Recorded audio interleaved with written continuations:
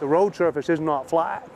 The road surface is either crowned like this, or actually in your own lane, some cases it's crowned. These roads matter a lot to Stephen Hannington. A lot of miles a year.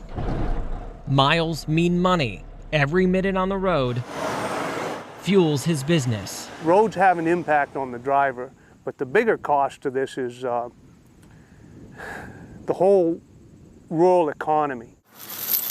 An economy that relies on people getting to and from here in Maqua-Hawk, Maine. Population 79. Hannington employs many of his neighbors hauling timber from stump to mill. He blames rutting and crowning for damaging his trucks and his way of life. These aren't designed to go. Parts that should last 8 to 10 years are lasting 3.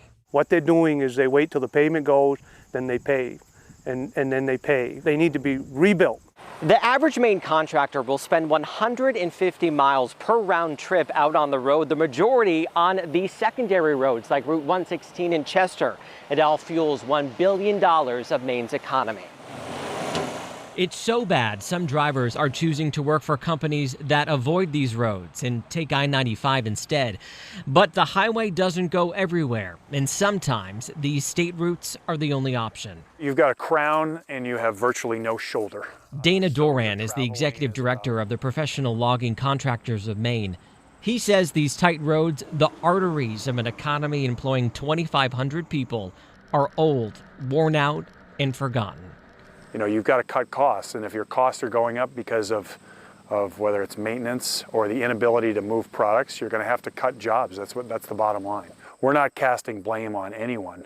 I think what we need to do is come up with that solution, and part of that is funding. Now there's a new Blue Ribbon Committee tasked with finding that funding. State Senator Bill Diamond is a co-chair. These roads need to be rebuilt. You need to be taking a section of miles, tearing them up, changing the base. But it's costly. Redoing 1 mile of road from top to bottom, 1 mile, can cost $3 to $5 million. Just for projects next year, Maine DOT needs more than $100 million in bonds and matching federal funds.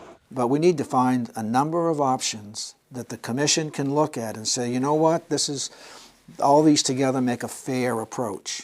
Ideas include raising the gas tax. Raising it by just a penny, 1 cent, will bring an additional $7 million in every year. But that is not enough. That's a lot of pennies to get up to $160 million. We can't do that. Simply put, we need more money and new roads. Without that, Hannington worries his business, these jobs, and his way of life will be gone. I think people are going to enjoy rural life if they have a job, but you can't have a job without roads and bridges.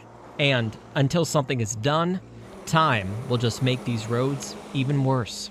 I'm David Charnes, WMTW News 8.